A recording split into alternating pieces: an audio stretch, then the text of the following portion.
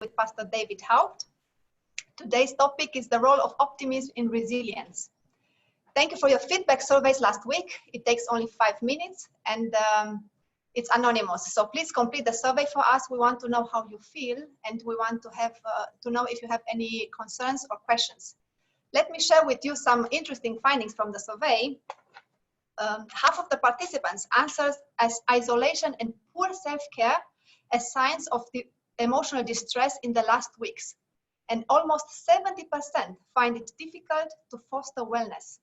So we as humanitarian workers are taking care of the needs of other people, but it's hard for us to take care of our own needs. Very interesting. We are glad the webinar is answering some of your questions, and I'm sure that today's session will be helpful as well. Some of you asked about the materials of the webinar. We are recording every session, and then it will be uploaded on ADRA Asia YouTube channel, as well on the HR platform, which was launched yesterday. So please ask your HR to get the link. Also, the PowerPoint presentation will be shared with us and we will share them with you. Before we start, let me remind you to mute your micros and switch off your cameras. And if you have questions, you can write them into the Zoom chat, as well in the next survey, which will come probably by tomorrow. And now I would like to start with a word of prayer, and then Pastor David, I will hand over to you. So Kimberly, are you so kind to say a word of prayer with us? Sure, yeah. Hope everyone's doing okay. Let's bow our heads for prayer.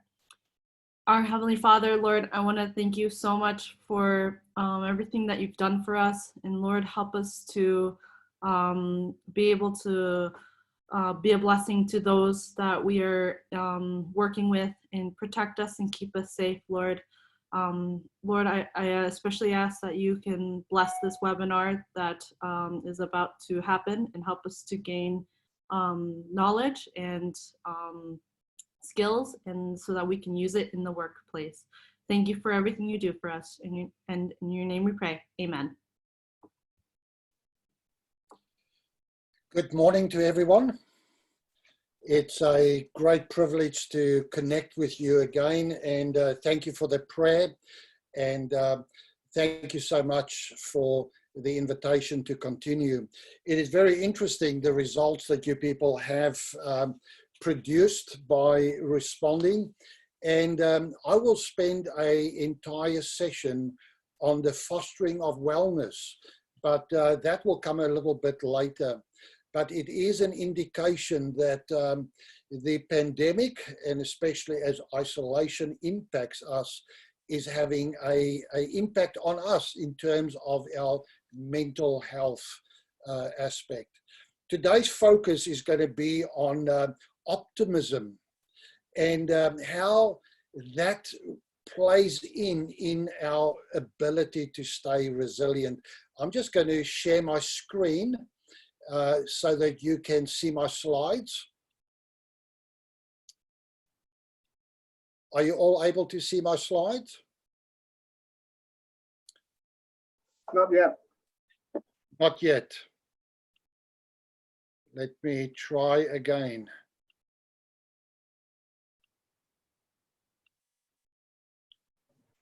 Is that better? Yes, we see. Yes, thank you. Yes, thank you. So friends, before we continue any further, let's just very quickly recap what we looked at last week. We looked at the 6 signs of emotional distress, and I want you to monitor yourself on a weekly basis. We will use others as well. These 6 signs of emotional distress: sudden personality changes, we seem angry, agitated, and having mood swings. Remember that when you are in the situation yourself, you might not be able to identify it, and therefore it is important that you ask people that live close to you or people that work close to you to be that monitor for you, to tell you how they observe how your personality has changed. a feeling of wanting to isolate yourself further from the isolation that COVID-19 is imposing on you. A high percentage of you have indicated having poor self-care. In other words, the intention is there to continue the way that we operate normally, but because of the emotional strain that we're under, and especially due to the isolation, it is so easy to relinquish that and therefore not to make sure that you have self-care. I would like to suggest something very practical to you, that you actually set your alarm clock for the same time that you used to get up every morning before isolation took place. And that when that alarm clock goes off, you make sure that you actually do the activities and you dress up as if you are going to go to the physical place of employment. I get up every morning at 5, and it doesn't matter what is happening around me. The first thing that I do is I go into the bathroom, I wash my face, I brush my teeth, I comb my hair, and I get dressed. From there, the day starts to unfold. If you notice that your own self-care further deteriorates, then it would be very important for you maybe to put a schedule in place, that you actually schedule every activity that you need to do throughout your day. In other words, you take out of the unknown, you take it out of your day and you replace it by scheduling the known. My wife, when she battled with severe depression, professor of psychiatry had indicated it was the worst case that he had ever seen. One of the first things that I helped her with was to schedule her day. Now, that brought a bit of stress between us because she's a young mum of 2 children, and on top of that, she is a nurse that had to work, and therefore her whole day is already planned. I still insisted in that she actually schedule her day, and it's not set in concrete. She can make changes, but having a schedule to operate with actually guides you so that you will, in actual fact, have more done at the end of the day, but you also feel that you are accomplishing something and that you are contributing to life. Number 5 there is overwhelmed by circumstances. And friends, I would like to suggest to you that most probably our world will never return to the way that it was 3-4 months ago. But guess what? I'm going to later on, not in this session, but later on, share with you great opportunities that this trauma of being isolated and the distress that we go through in isolation can in actual fact develop for us. And then the last one there was compassionate fatigue, which I also noticed that on your 15% score of compassionate fatigue, that becomes a problem. And therefore the importance of today's presentation on optimism in the midst of a pandemic. Another tool that I would like to give you today is in terms of depressed moods. Depression is a high probability for people that are battling with the pandemic of COVID-19 as they are self-isolating. And the DSM-5, which is the psychiatric diagnostic instrument that is used to define mental disorder, gives us 9 criteria under which we can identify with depression. And I'd like you to measure yourself. Count on your fingers which of these are active in your life. If you have 5 or more of these 9 active in your life, it means that you are battling with major depression at this moment. If you have 4 or less, it means that you are battling with minor depression on its way to major depression if no changes are made. Criteria number one is a depressed mood or irritable most of the day, nearly every day. We normally measure people over a 2-week period. So for females, predominantly, they will express their depressed mood through sadness and through emotional outbursts, teariness. Males, on the other hand, experiences depression in a very different way. They would predominantly have more a feeling of emptiness. Is this active in your life? Count it then as number one. Criteria number two is a decreased interest or pleasure in most activities most of each day. Do you find that the things that you used to enjoy is not so enjoyable anymore? In other words, that you start to withdraw from that? If that is true for you, then you have a second tick towards depression. Criteria number three is significant weight change.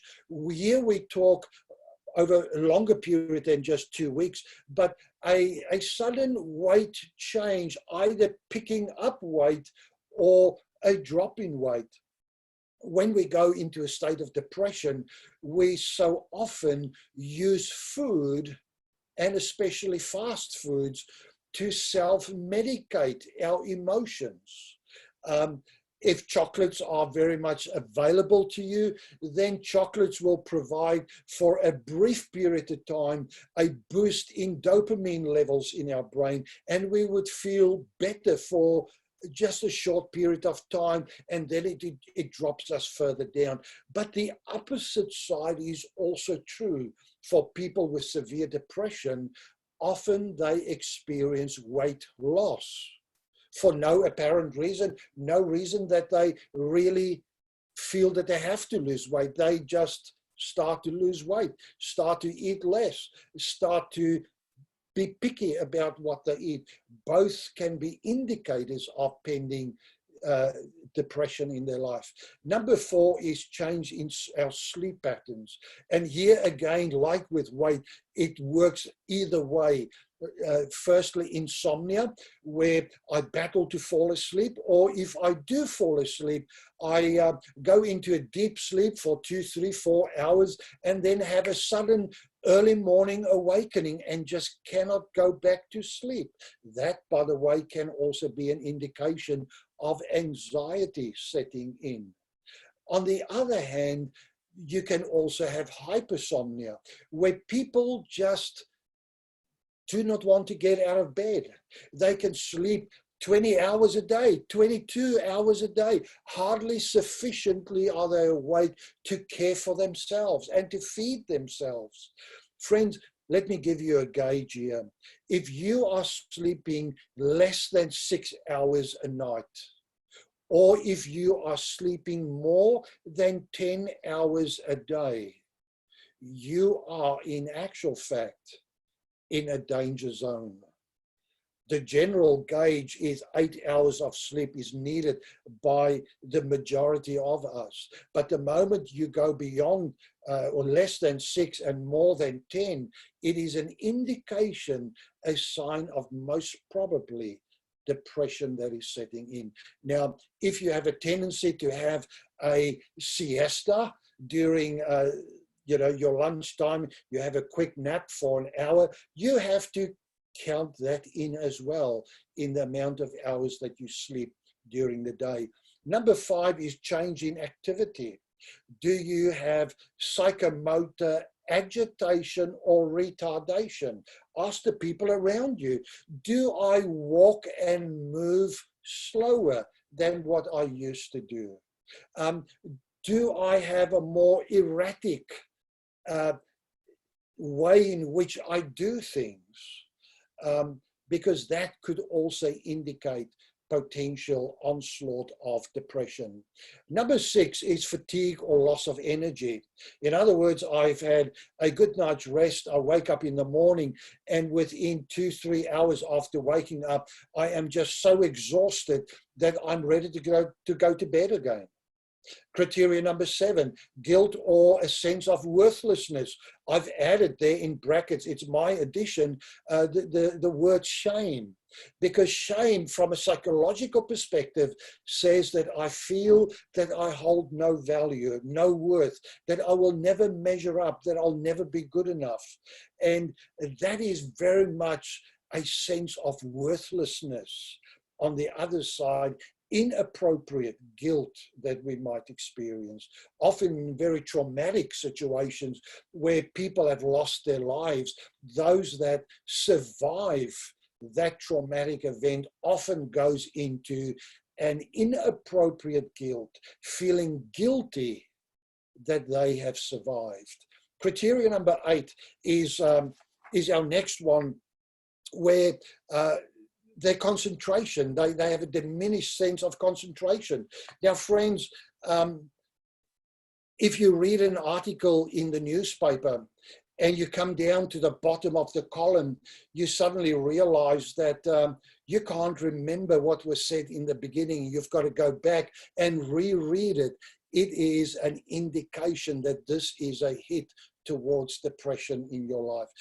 And then the last one is suicidality, thoughts of death or suicide, or has suicidal plans, or feeling that life for the people around you might maybe be better for you if you were not around.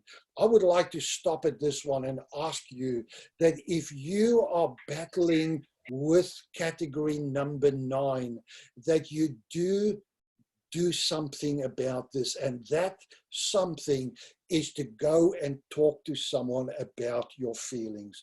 My friend, I want to suggest to you that life can always grow better for you.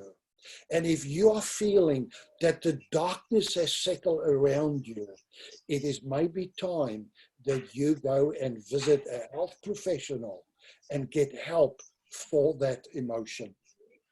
I regularly work with people that are suicidal, and the majority, when they are able to look back, says to me, if only I had asked for help sooner in my life, because all that I really wanted was to know that there is another way out of this problem. I want to suggest to you out of the writing of a spiritual lady that said that God still has 1,000 ways to solve your most difficult experience, of which at this moment you might not even see a way out. Yes, 1,000 ways still to resolve your most difficult problem, of which at this moment you do not see a way out. Now, friend, do promise me that you will search for help. Even if you identify with 5 or more of these categories in place, make sure that you reach out for help, because it can be turned around and your life once again can shine bright and happiness can come for you. Last week, we spoke about what resilience really means, and we identified resilience as a person being under major stress and strain, like that ruler. But when the hand is taken away, the stress is removed, they're able to bounce back to its original position. But we went beyond that. We said that true resilience is not only just to be able to bounce back after a major stressful event or traumatic event in your life. It is in actual fact to be able to come out stronger on the other end. And I wish that I could unpack everything in one session with you, because I'm itching to share with you that good news of how you actually can be stronger after this event of major stress. We We looked at building connections with others last time. We spoke about fostering wellness, sleep, nutrition, exercise, hydrating our body. We just briefly touched on it. We will come back to that and spend more time on it. We spoke about finding meaningful purpose in life. We'll come back to that again, and embracing healthy thought thinking. But what we are focusing on today is optimism, and what role does optimism play in being resilient? So let me ask you this question this morning. What is optimism?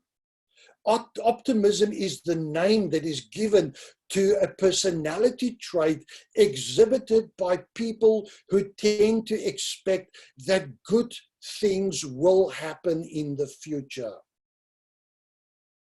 Is that you? The opposite of optimism is pessimism, which is the belief that bad things will happen. So friends, my question to you is your glass full or is your glass empty? All of us will experience negative experience. Sorry. All of us will experience negative experience sometime in our life.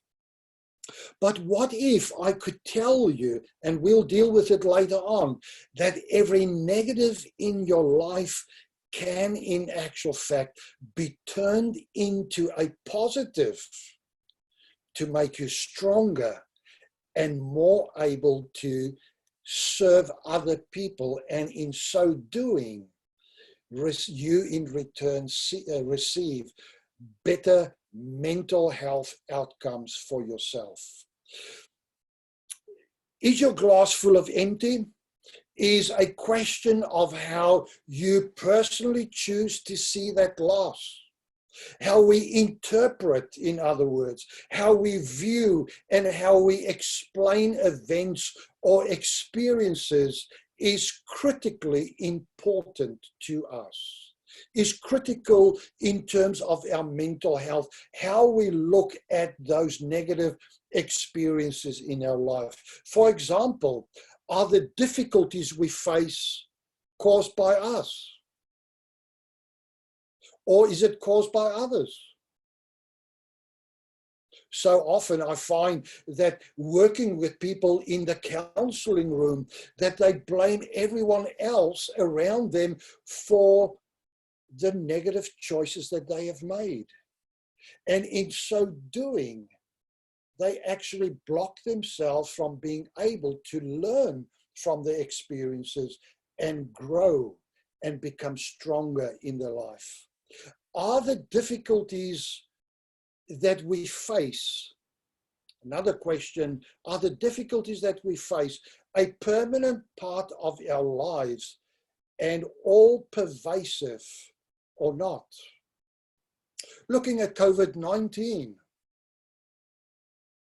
will we be able to get out on the other side alive? That is the question that many people are asking. Will my life ever be able to be the same? My friends, I would like to suggest to you that I would not want my life to be the same again. I want this pandemic to have made me stronger and more serviceable to other people.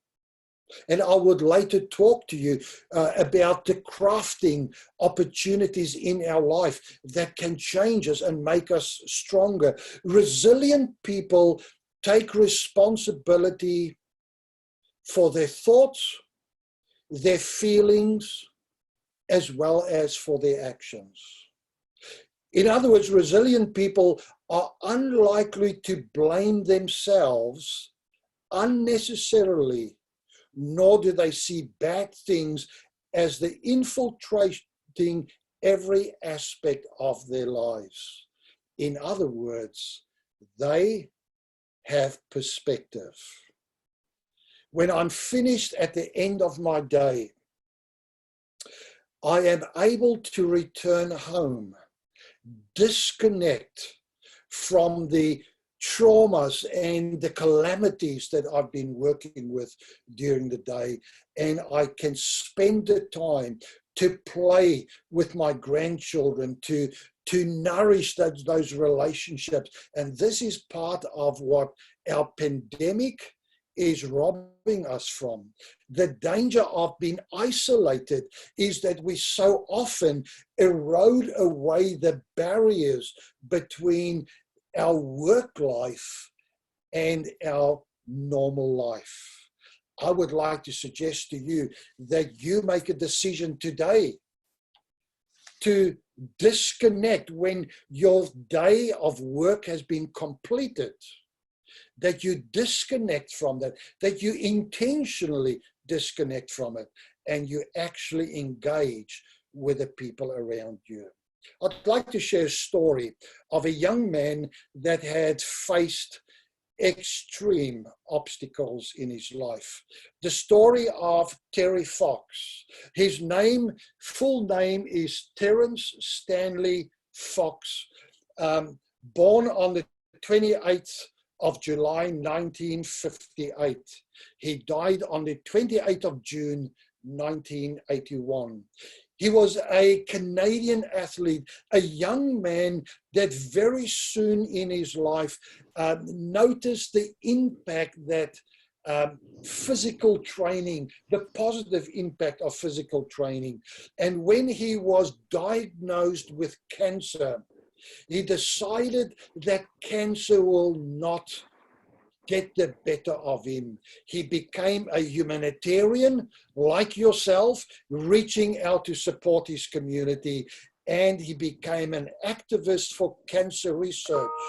He made a decision that he wanted to raise 300 million Canadian dollars, $1 for every Canadian that was living in his day. And in order to raise that money for cancer research, he decided that he was going to run the complete breadth of Canada. He was going to run from the east to the west. The task that he placed in front of him as a cancer patient with one of his legs amputated. I want you to see the gravity of his situation, would mean that in order for him to run that distance, that he would have to run basically the length of a marathon each day. Very soon, the cancer spread to the rest of his body. And after 143 days in his marathon, Terry eventually had to give up. But that only after he had completed 5,373 kilometer run that he had run. His aim was to have amassed 300 million for cancer research. The latest data that I could collect was as late as 2018.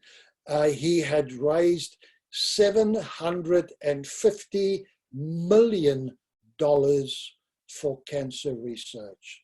A phenomenal job for a man, for any man for that case, but so much the more for someone who had so much odds against him. Friends, I want to say to you that it doesn't matter what crisis we might find ourselves in. It is the optimist, the one that chooses to see the glass not as half empty, but at half full, that can actually engage and actually make a huge success in the midst of a major pandemic. Let's move on in discovering what highly resilient people do, how they balance a positive outlook with a realistic view of the world around them. Like pessimists, Realist optimists pay close attention to negative information that is relevant to the problem they face. In other words, they don't use ostrich politics where they put their head into the sand and make as if the problem doesn't exist. Realist optimist actually notices when there's a problem, but unlike pessimists, they do not remain focused on the negative. They actually tend to disengage from the problems that appear unsurmountable to them. In other words, they disengage from that which they cannot change. And they focus on the part that they can change and put all their energy into that part which they can change. My friend, let me ask you this question today. Where is your focus? Is your focus on the part that you cannot change? Are you checking the tally of how many people have contracted coronavirus in the past 24 hours? Are you constantly looking up how many people have died around the world?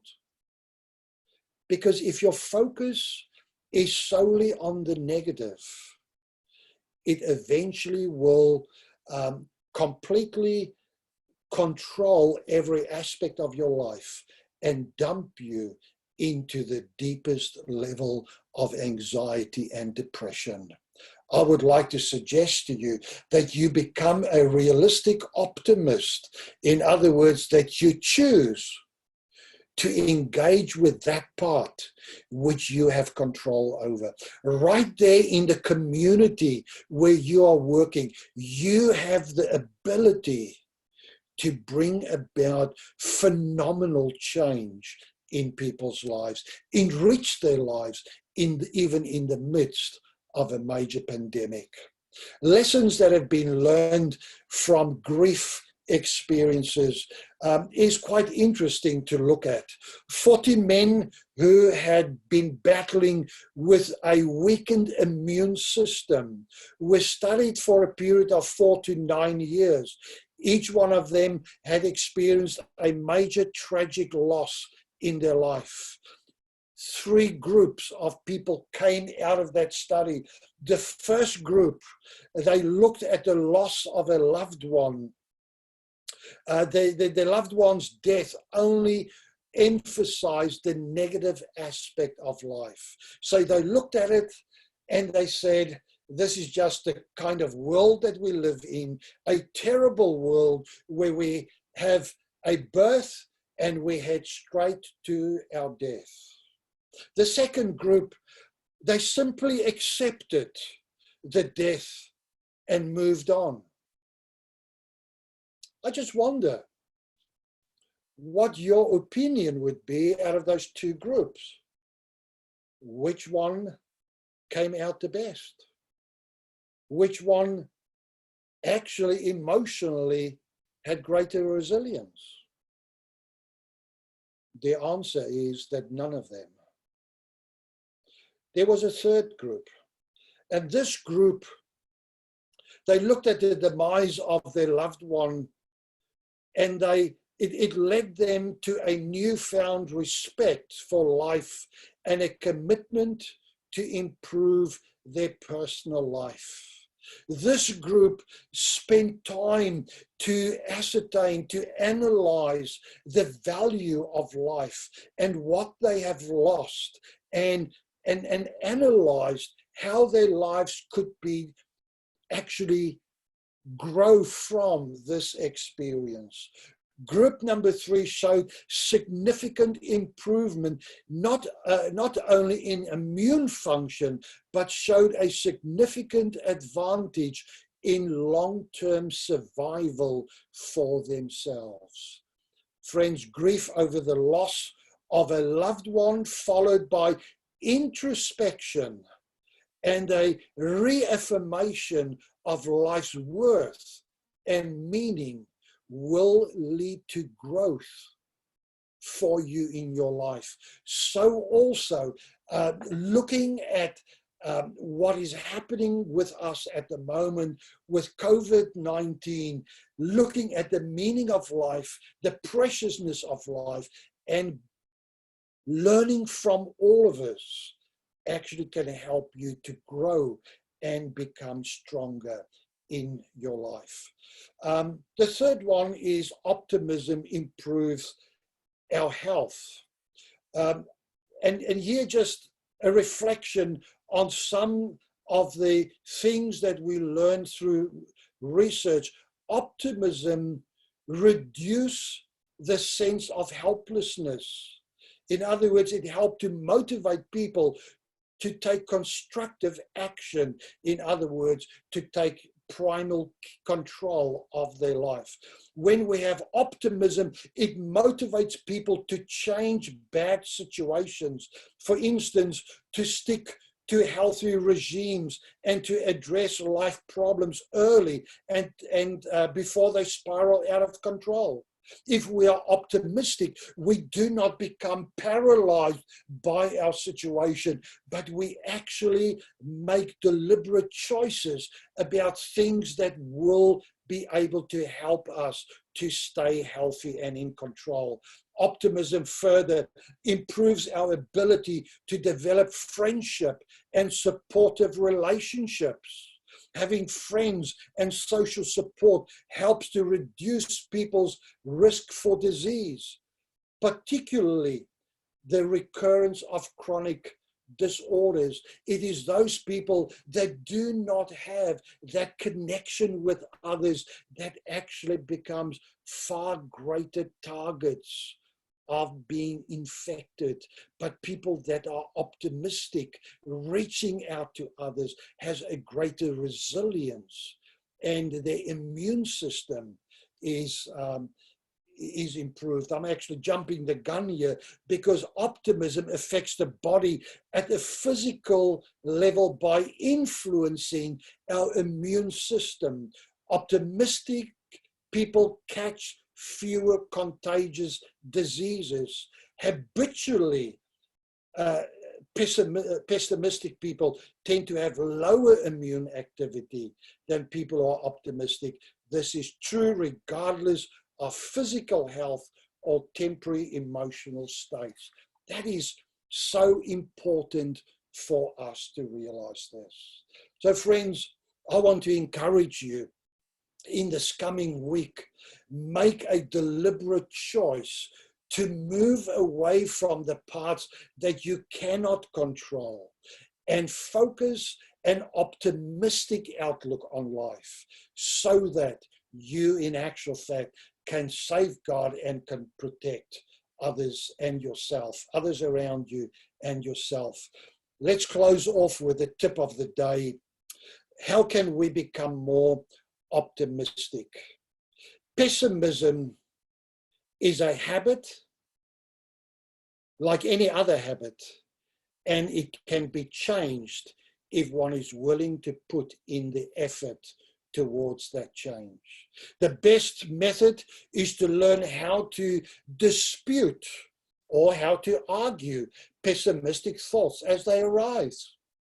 If there's one gift that I would like to give you, it is to be able to tune in to the internal self-talk in your own brain. As I'm presenting here today, your brain is constantly going into overdrive in a personal discussion with your own thinking about what I'm sharing. Listen to that internal thinking. What is it saying? Is it necessarily speaking the truth about you and your situation? As you deal with people that are affected by the pandemic, and as your country is affected, it is so easy to think that when is it your turn? When will you become infected? My friends, how about changing that question and rather ask, how can I grow stronger? How can I build my immune system so that I can be resilient in order to help more people? Because the potential of being infected is in reality very, very slim. The disputing process has several steps. Number one, first you must learn to identify which thoughts are pessimistic thoughts. A process required some self-awareness. So that is what I'm just said about analyzing your own internal thinking. Secondly, once you've identified a pessimistic thought, you must examine it to see how reasonable that thought might be. Ask yourself this question: is there really any good reason why this thought is pessimistic? Is it really true? Is it really going to happen? If not, you'll know to dispute the thought. And then biases, based or exaggerated thoughts that are pessimistic for no good reason, must be then corrected with more realistic ones. My wife works as a nurse in the COVID-19 hospital, and are often exposed to the people that are battling with this disease. She takes all the necessary precautions that she can.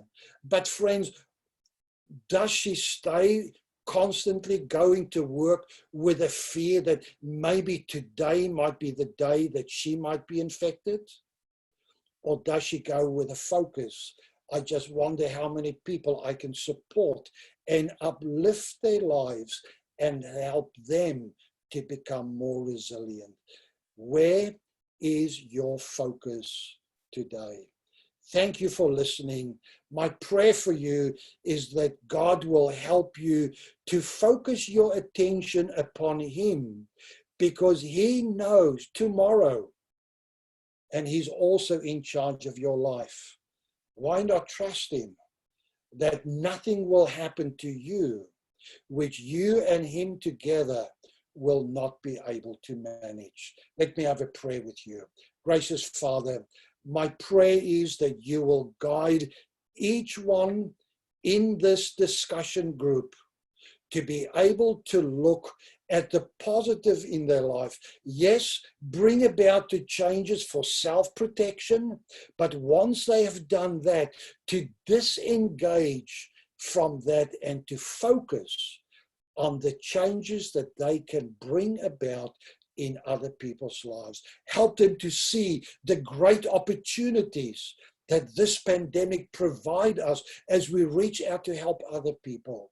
And may that resilience, as we focus on the optimism, may it enrich us to bring about transformation and change in other people's lives as well, is our prayer in Jesus' name. Amen.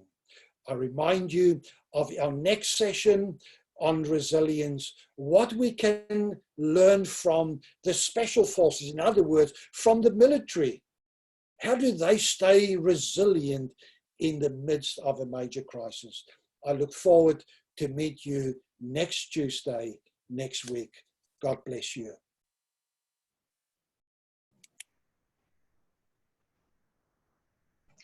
Thank you all for joining. Thank you, Pastor David. See you all next week on Tuesday. Have a good day and stay positive. Bye. Thank you. Thank you. Bye. Bye. Thank you. Thank you.